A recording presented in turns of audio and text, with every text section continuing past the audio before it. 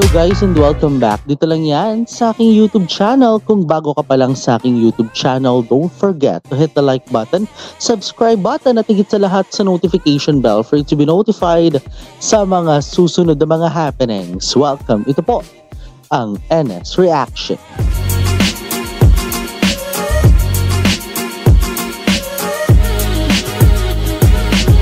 Fourth episode na, and for today, ito pa rin po ang pagpapatuloy ng A Chance to Love, the LBC Season 2. Kung maalala nga natin, 'di ba, nakita natin dito kung paano nga ba natin mas nakilala pa dito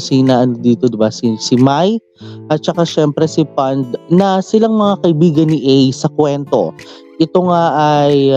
alam mo yung parang halos hinampas ng bola, alam mo yun, para lang magising sa katotohanan. At ang tanong, paano, at sa magiging katanungan sa episode na ito, ano pa kaya yung mga development ng kanyang kwento? Yun yung isa sa mga abangan natin. At syempre, number 2, ang napilitang sumamang si Kan sa kanyang kapatid na si Lemon dahil sa may itinatagong pornography materials. Kaya lang syempre nakipagkita naman kay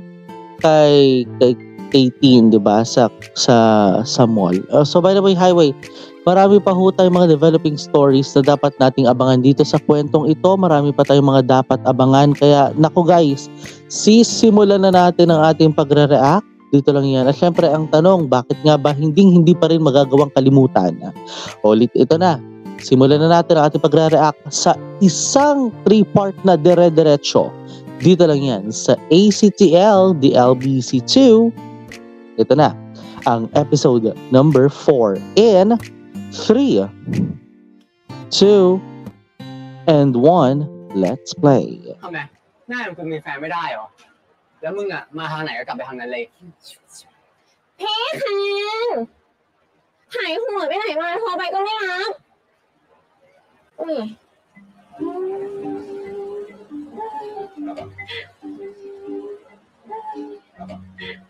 สวัสดีค่ะพี่เป็นเพื่อนพี่แคนเหรอคะหนูเลนะคะเป็นน้องสาวพี่แคนค่ะ น้องสาวเหรอครับไม่ใช่แฟนหรอ โนค่ะไม่ใช่ค่ะน้องสาวค่ะน้องไหนไม่แคนอ่ะไม่มีแฟนหรอกค่ะ Grabe talaga yung kapatid niya.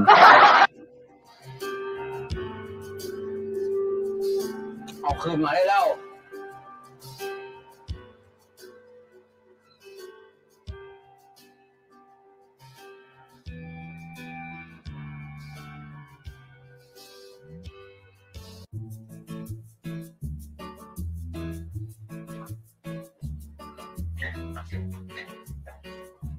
Ay, kasama si Teen. อันนี้ Annette. กลับบ้านกันเถอะ นิ่งๆนะ เล เงียบ Ano daw? นิ่งๆนะ เล เงียบขอบคุณมากเลยนะคะที่ชวนมากินข้าว Ayan. ไม่เป็นไรครับพี่ก็ว่างอยู่พอดี อ้าว Bother talaga ako sa ยังบอก ilong มี ko ธุระไง bigla. กลายถึงเวลานัดอีกหลายชั่วโมง Mhm. น้องเลใช่ไหมครับ อยากสั่งอะไรเชิญเลยนะครับ เลี้ยงเหรอคะ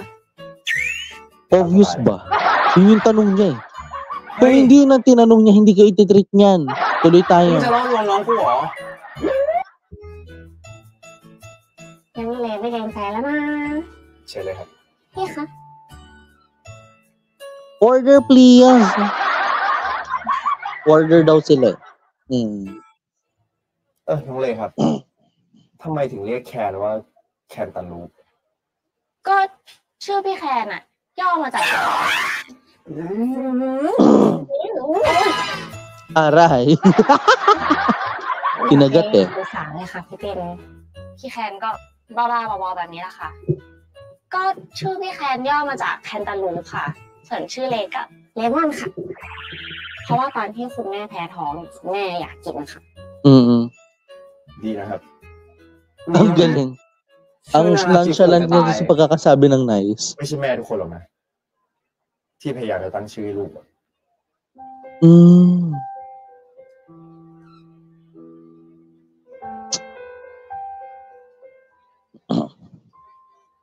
Ang lungkot ng kwento, ha? Oo. อยากกลับบ้านชะมัดเลยไอ้เลยก็เผาพี่มันไม่หยุดเลยไอ้นี่อีกคนหนึ่ง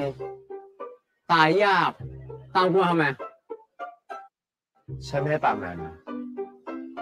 ฉันมาเข้าห้องน้ำเฉย เข้าดิอยากเข้าน้ำมาเข้าดิ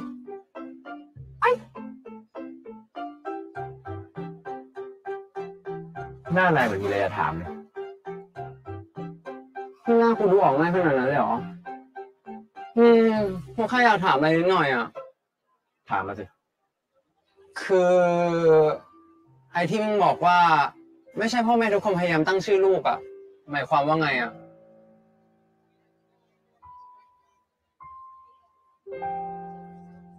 Ito na. Magkukwento siya. Ay, sorry. ฉันชื่อติน กูรู้มึงชื่อตินอะไรนานๆสักอย่างหนึ่งเนี่ยแหละ Medtanan. แต่กูแค่อยากรู้ว่าเพราะอะไร พี่ชายฉันชื่อตุน ตินตุนชื่อเข้ากันจะตายเท่กว่าครอบครัวกูอีก ที่แม่ตั้งชื่อฉันว่าตินเพราะแค่อยากให้คล้องจองกับพี่ชาย อยากให้ดี ให้เก่งให้เหมือนพี่ชายของฉัน แต่จริงๆฉันเป็นลูกที่เขาไม่ต้องการ Ooh. เป็นแค่ตินที่อยู่ใต้เงาของพี่ชายตลอดไป ไอ้ตินกูขอโทษ กูไม่รู้ว่าชีวิตมึงผ่านอะไรมาขนาดนี้นี่หว่า แค่เห็นมึงทำหน้าแปลกๆอ่ะ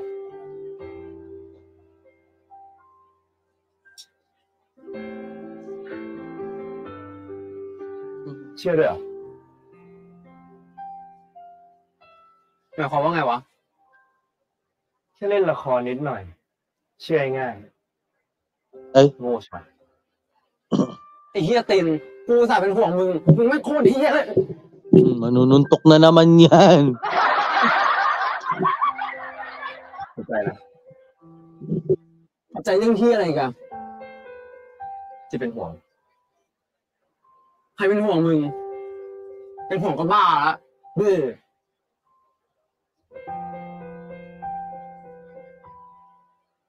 Pero real talk, nag-worry ka din. เป็นเรื่องจริงนะ At hindi mo sabihin, nag-worry ka pa rin. Di โอ้ ba? ยปวดฉี่อ่ะขอไปฉี่ก่อนนะ Mm.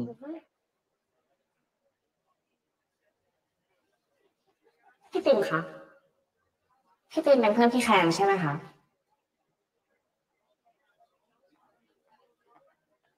ครับ งั้นเลยฝากพี่แคนด้วยนะคะพี่แคนอะซื่อๆเซ่อๆไม่ค่อยทันคนค่ะ ก็เลยชอบ Alam mo, pangalawang bilin na yan. บ่อย Pansin nyo ba? Ba't parang pansin na pansin ko lahat ng mga taong nagbibilin sa kanya pag ganun? Oo, di ba? Yung unang nagbilin sa kanya si Pete dahil kay A. Pangalawa, ito naman dahil kay Lemon, kay Lay. Di ba? Ano siya? Ano siya? Baggage counter? Tuloy tayo sa kwento. บ่อยมากค่ะ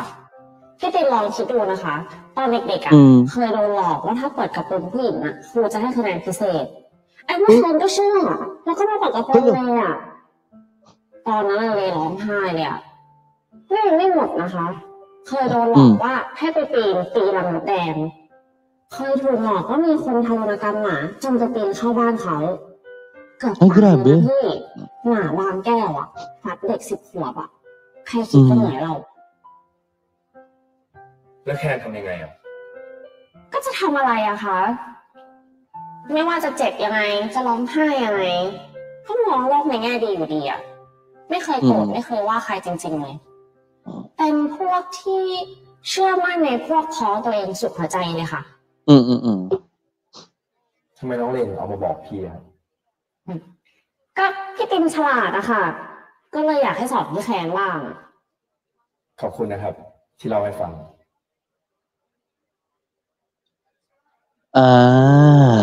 Parang, ewan ko lang kung magandang idea ata na sinabi ni Lemon yun. Well, hindi natin alam. Hindi naman talaga natin alam kung anong kahihinatnan nito, di ba?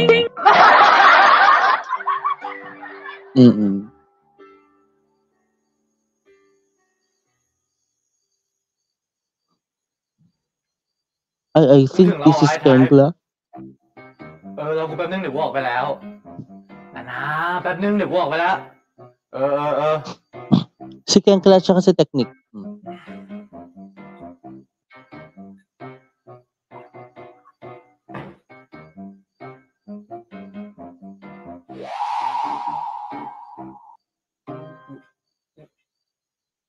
มาได้ไงวะ Oo nga. โอ้ยไอ้เก่งอ่ะ มันมารอพี่ตั้ง2 ชั่วโมงแล้ว เอ้ย พี่โนครับ ผมอยากจะขอคุยกับพี่เรื่อง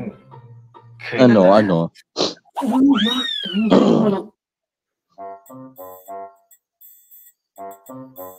แม่พี่โนเอาจริงๆ ผมมารู้เรื่องหมดแล้ว Oh! Alam na niya. จริง Oh my gosh. เรื่องนี้นี่ขอไม่ยุ่งแล้วกันเนาะ Oo. คุยกันดีนะครับ Hindi kaya ito yung related dun sa nangyari nung nung season 1? พี่โนครับ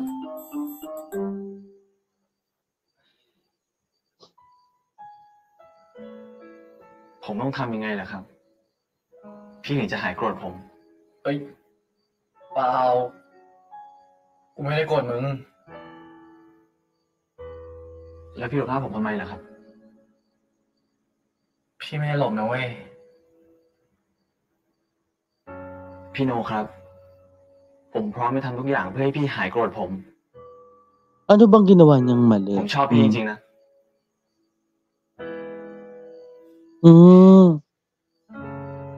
เรื่องนั้นเราค่อยคุยกันแล้วกัน พี่บอกแล้วไงว่าพี่นัดไอ้ไทยไว้อะพี่ไปก่อนนะ พี่โน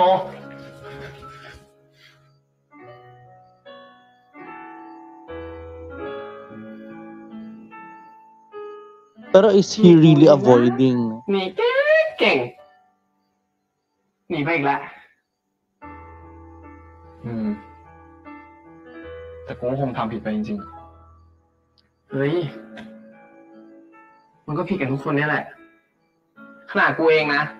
ก็ยังขายพี่แลกกับของเลย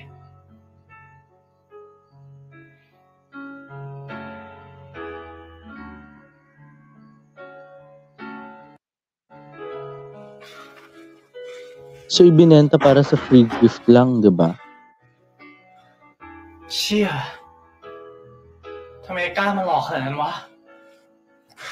ใจกูเต้นเบาๆหน่อยดิมึงหัวใจวายหมดหรอก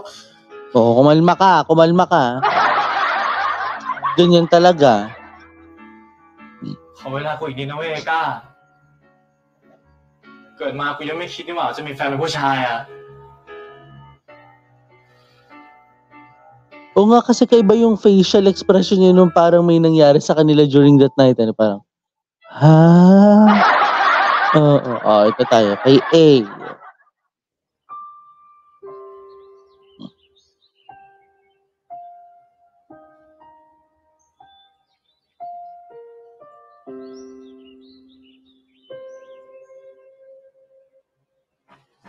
ตีน่ะตื่นได้แล้วโว้ยนี่ไม่ใช่เวลานอนเว้ยมึง สายตัวจะเรียตื่นแล้ว มึงตื่นตี 5ไม่ใช่หรอพี่อะลุกขี้กาขึ้นเชี่ยกูไม่รู้ Hoy! ไม่เห็น นี่เพื่อนกู2 คนจะได้กันเองจริงเหรอเนี่ย โอ้ย Ay, grabe ang ilusyon, Day. มึงเสียใจจนเป็นบ้าไปแล้วเหรอ กูเข้าใจนะเว้ย ถ้ามึงจะมีแฟนเป็นผู้ชายอะแต่กูรับไม่ได้นะ มึงจะได้ไม้เป็นเมีย 1, 2, 3. Ayan. Sige.ภาษานี้ชื่อปอน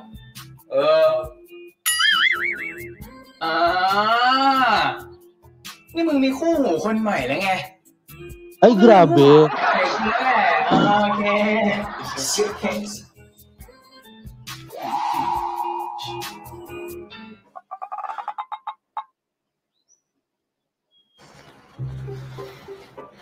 มึงจะลากกูไปไหนเนี่ย แต่นะรับรองสิ่งที่กูพามาเนี่ยส่งไปมึงแน่นอนนี่ มึงอย่าทำหน้าบูดเป็นตูดหมาพิษบูขนาดนั้นสิวะ อ่ะถึงแล้วสมัครสายเอก อะไรวะ แค่สายด้วยนะแทนที่มึงจะเอาเวลาไปนั่งอมทุกข์อะมาทำสิ่งที่ส่งไปมึงดีกว่าเอาความไม่ถึงแฟนมึงอะมาทำสิ่งที่มึงทำได้ดีกว่าสมัครไปเลยไปดีกว่ามึงนั่งฟุ้งซ่านอย่างเดียวนะเว้ย Oo nga naman. Diba? Malay mo makatulong ka. Malay mo nga naman nakakatulong si Maya at si Panda. Diba?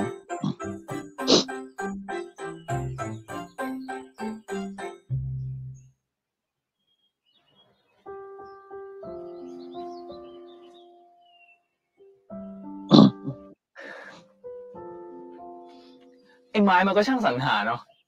เรียนก็ไม่ได้เรียนที่นี่ยังเสือกรู้อีกว่ามีรับสมัคร แต่ก็ส่งก็เป็นมึงดีอะมึงเคยบ่นกับกูไม่ใช่หรอ ว่าถ้ามีโอกาสก็อย่าไปค่ายอาสา ไอ้เอ๊มึงฟังกูอยู่ปะเนี่ย มึงถ่ายรูปให้กูหน่อยดิ ฮะ มึงชอบถ่ายรูปตั้งแต่เมื่อไหร่เนี่ยเพื่อนนายมา1 2นี่มึงจะไม่ยิ้ม ไม่เก๊ก ไม่ทำท่าอะไรหน่อยเหรอวะ แบบนี้ดีเลย ไหนมึงเล่าให้เพื่อนปอนฟังสิว่ามึงคิดอะไรอยู่ มึงเคยบอกว่ากูไม่ชอบอัปเดตชีวิตตัวเองเลยกูเลยอยากลองทำบ้างวะอย่างน้อยก็ดีกว่าไม่ทำอะไรป่าวะ Totoo yun. It's better than to do nothing. ไม่เป็นไรเว้ยขอบใจมาก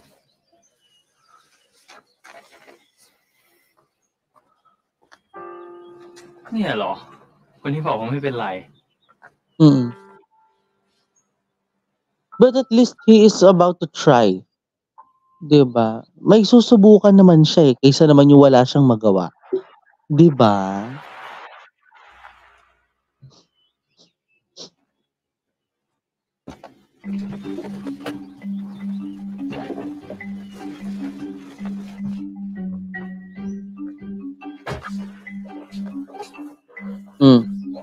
Ba nakauwi na pala? Oh. ขอบคุณพี่ตินนะคะที่มาส่ง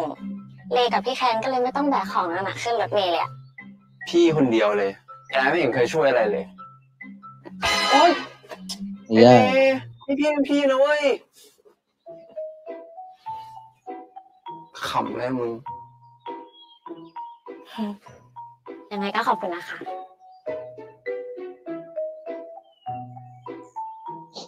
เดี๋ยวนายอะไร ลืมอะไรหรือเปล่า ลืมอะไร กูออกจากบ้านมาก็มีแค่โทรศัพท์กระเป๋าตังค์อะเขาจะลืมของไอเลนนู่น พี่ตินเขาหมายถึงว่าพี่แคนลืมขอบคุณเขาหรือเปล่า Oo nga. ถ้าพี่แคนเป็นแบบเนี้ยเรียนจะฟ้องหมอม้า เลพี่เป็นพี่แกนะขำเลย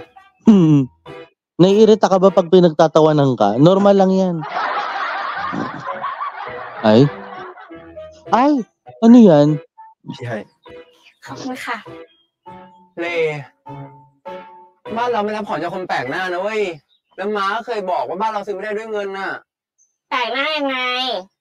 นี่เพื่อนพี่แคนของมาจากเพื่อนพี่แคนก็แปลว่าเลรับได้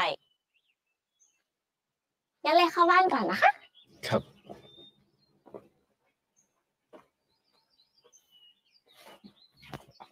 อะไรอีกอะลืมอะไรหรือเปล่า May nakalimutan nga talaga to. โอเค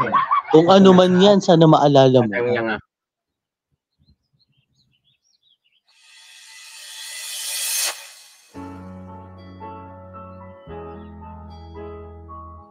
ฉันอยากได้คำขอบคุณแต่เป็นแบบนี้มากกว่า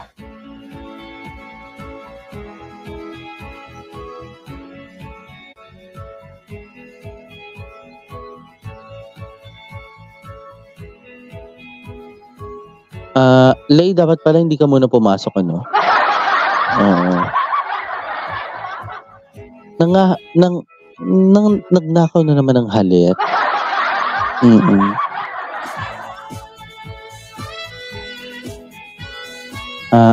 Lay, wag ka na lang lumabas pala. Nagbago ng isip ko, Lay. Lay, diyan ka na lang sa loob, ha? Kaya nalako ko yun. Ano sabi? Hindi ko nabasa. Kaya nalako ko yun. Ooh.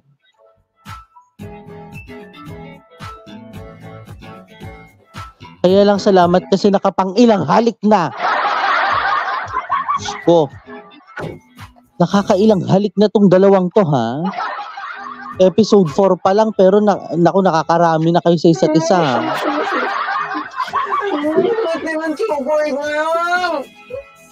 Wala kang choice, my friend. Wala kang choice. รู้สึกอย่างนี้วะ เหมือนแมงปองบินวนอยู่ที่ท้องอ่ะ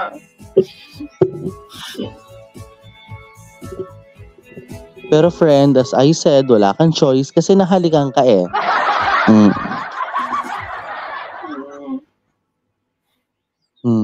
Kaya mag-overthink ka na naman in the next few moments, I guess. ก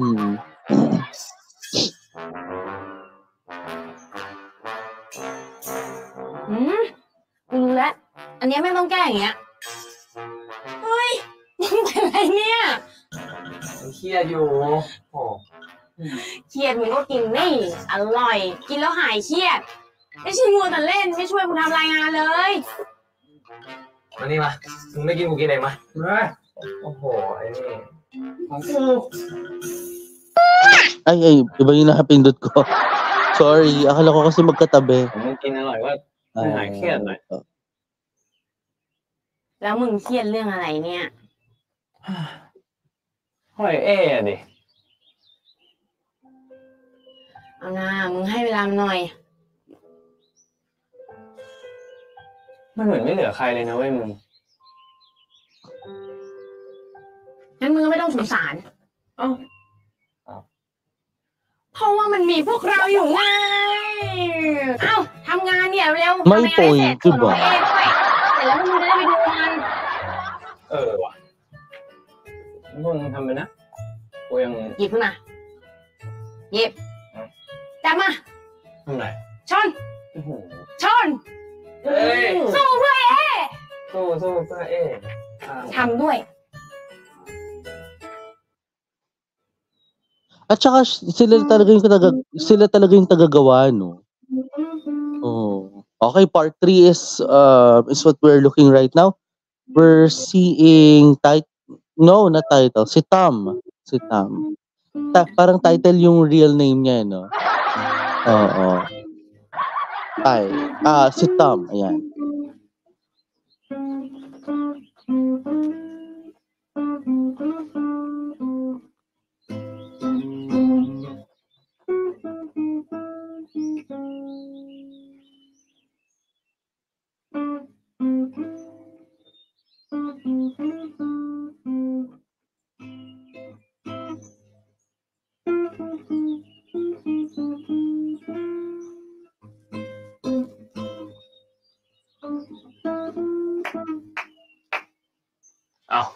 Ken สวัสดีเพื่อน Oh, Ken is the name. Okay. มาสักพักนึงแล้ว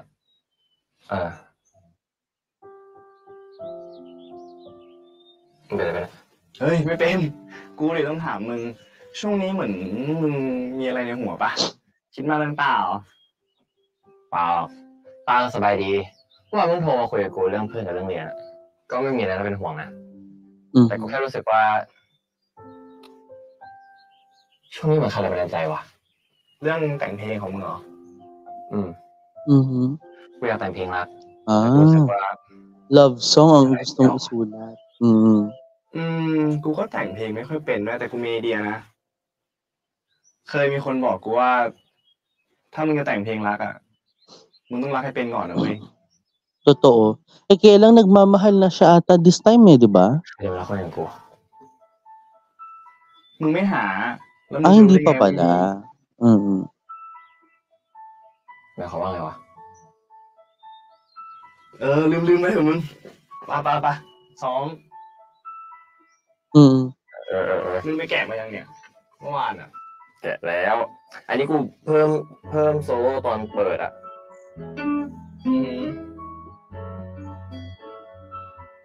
Kahit maputi. Ray Valera pala si Tam, no?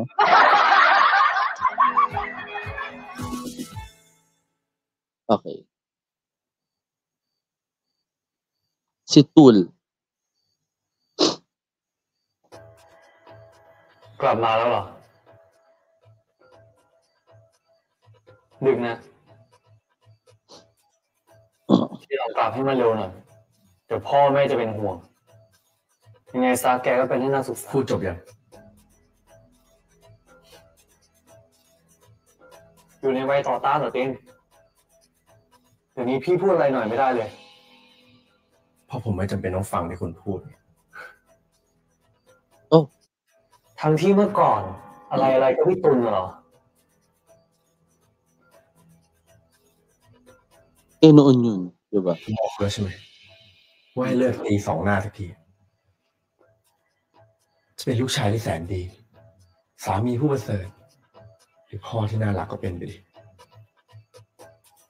แต่อย่ามาเป็นพี่ชายผมเขาตายไปแล้ว ก็ยังนั่งอยู่ตรงนี้ เขาตายไปแล้ว ตายไปหลายปีพร้อมความโง่ของผมทั้งนั้นที่ผมฉลาดขึ้นแล้วทำไมคุณไม่ยอมถอดหน้ากากสักทีอ๋อคงไม่ได้หรอกนะเพราะว่าถ้าคนอื่นรู้ว่าตัวตนจริงๆคุณเป็นยังไงไม่มีใครทนคุณได้ ขอตัวนะ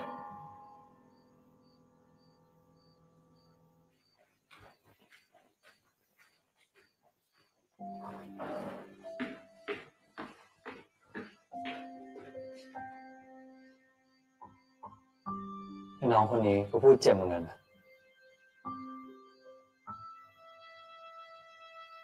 Oh, so tama. May tinatago ka? กูไม่ได้เหมือนกันใช่ไหม ก้อนหิน Anong name? ไม่ได้เหมือนกันใช่ไหม ก้อนหิน Wait lang. Nawala ako eh. Ito na. ก้อนหิน Ah, Gonhin. Okay.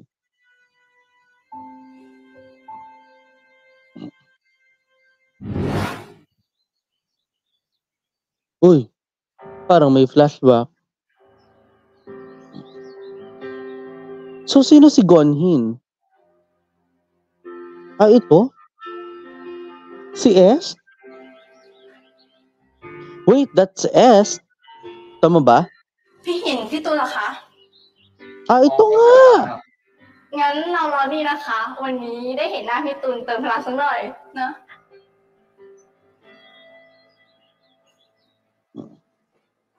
Si Gonhin nga. หายเหนื่อยแล้ว คนอะไรไม่รู้ล้อหรอ เรารู้เรื่องที่พี่ตูนมีแฟนแล้วหรือยัง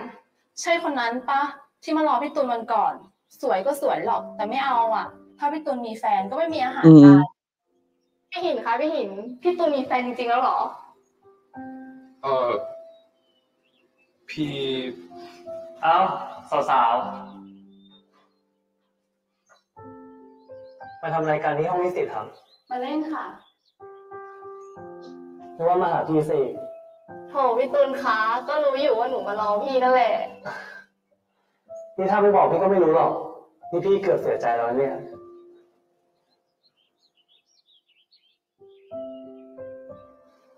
หินมึงว่างปะพอดีกูจะคุยเรื่องที่อาจารย์ฝากมาที่ขอ Ano ตัว daw? Wait lang. พอดี Oh. หินมึงว่างปะพอดีกูจะคุยเรื่องที่อาจารย์ฝากมาที่ขอตัวแป๊บนึงนะ นั่งเล่นไปก่อน เดี๋ยวพี่กลับมา มา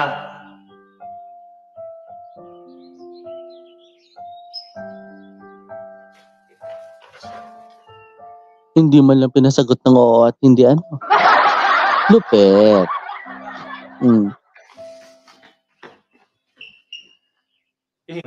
So siya pala si Gon. เหนื่อยดิวะ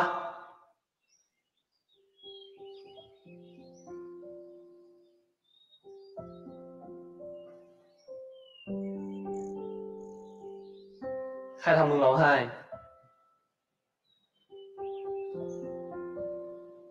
ไม่มีครับ มึงรู้ใช่ไหมว่ากูไม่ชอบ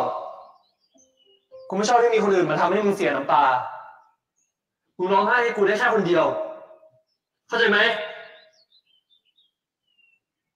ครับ ผมน้องคนตุน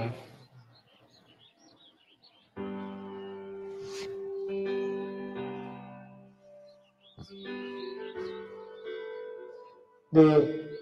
มึงจำไว้ว่ามึงเป็นของกู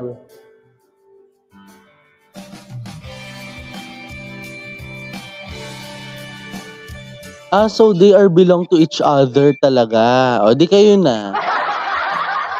So yun pala ang tinatago ni ni Tul about kay Gonhin. Diba? Parang suspicious ang background music.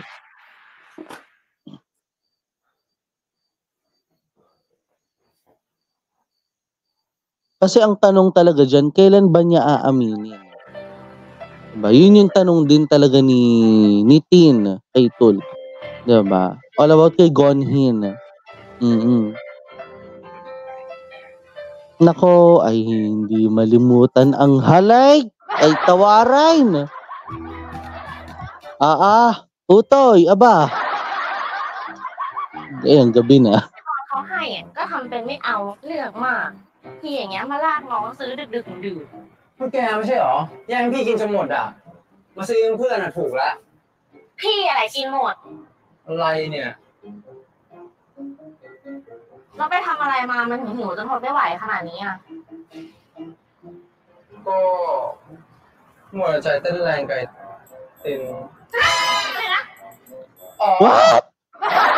ก็จะบอกว่า แกกินเยอะแต่พูดเยอะใช่ไหมเลยไม่อ้วนสักทีอ่ะ อย่ามามั่วเพราะว่าเลเลิกกินต่างหากกินเจเล่เนี่ย ดีที่สุดแล้ว กินง่ายไม่อ้วนด้วยตัวเนี้ยเขาช่วยให้ร่างกายเจริญเติบโตด้วยนะพี่อย่ากินเข้าไปเยอะๆเลยจะได้โตไวๆ Yun lang.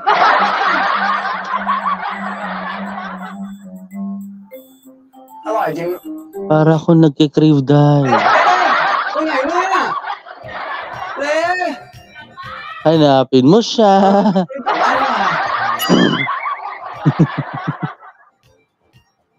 Pambira ka?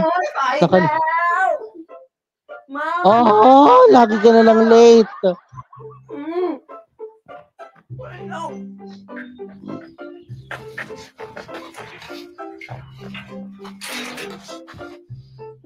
Wala, tapos ay! Diyos ko, day! Andiyan ka lang pala.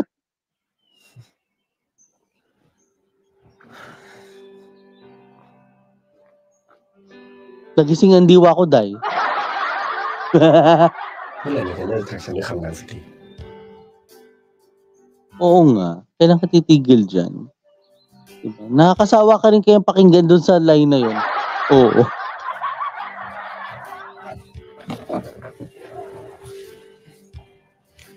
Khop ใจนะที่มาส่งอ่ะ กลับไปได้แล้ว ชิว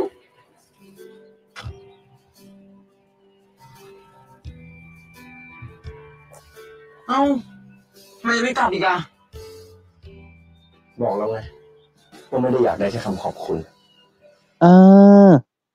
Ayaw niya ng thank you pero gusto niya mga มึ halik. งไม่ได้จูบกูหรอกมึงจะแกล้งกู ฉันไม่ได้แกล้ง มึงแกล้ง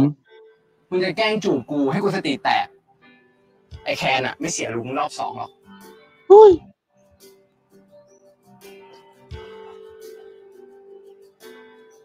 ฉันไม่ได้แกล้ง อือหือ แล้วมึงต้องการอะไรอ่ะ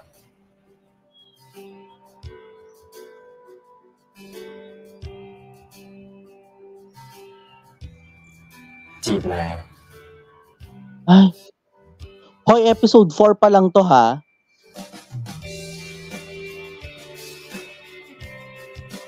Halang sincere nung sa pagkakasabi niya na I want to hit on you. Ay, hindi pala. Yung hit on you lang. ฉันไม่เคยจีบคนแบบนาย ไม่รู้ว่าต้องทำยังไง แต่ฉันจะจีบนาย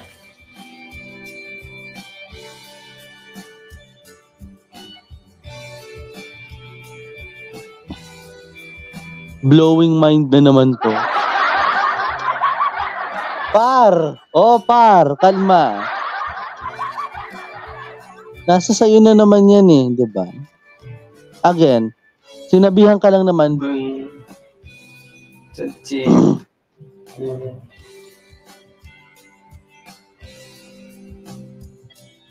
ตินจะจีบกูตินจะจีบกู naku, hindi siya makaka-move on. Oh, by the way, highway. Abangan ang episode number 5 sa mga susunod na mga happenings dito sa Anas Channel. Pero bago yun, sa daming ng mga nasulat ko dito,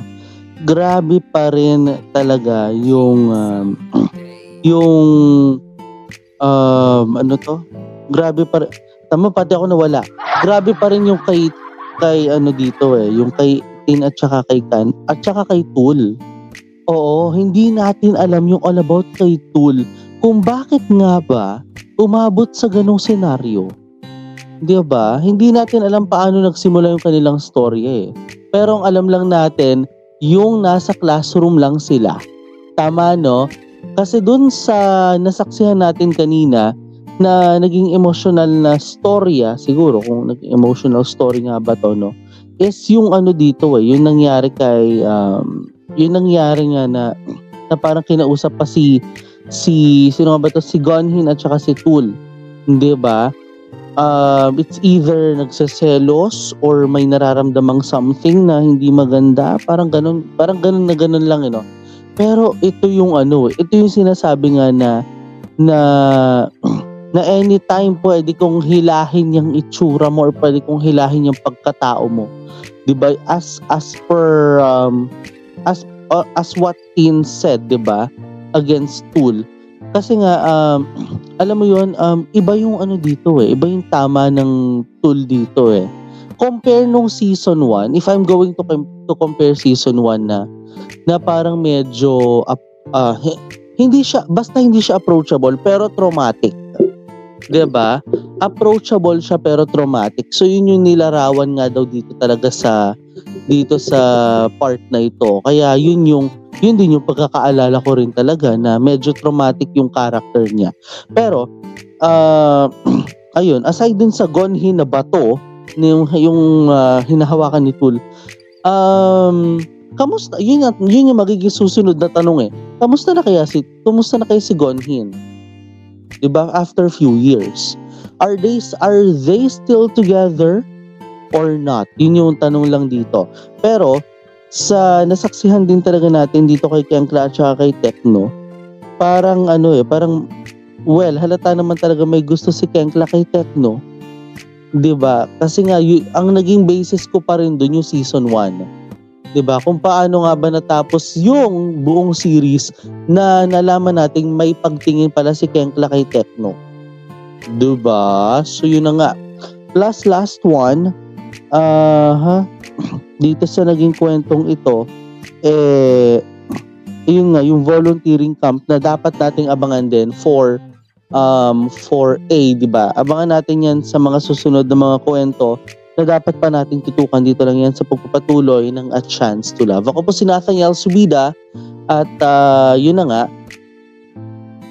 Kung bago ka pa lang sa aking YouTube channel, don't forget to hit the like button, subscribe button, at higit sa lahat sa notification bell for you to be notified sa mga susunod na mga happenings. And guys, don't forget also to follow me on my social media accounts na naka-flash po sa inyo mga screens. Guys, maraming salamat po sa inyo nga pong naging pagsama sa akin.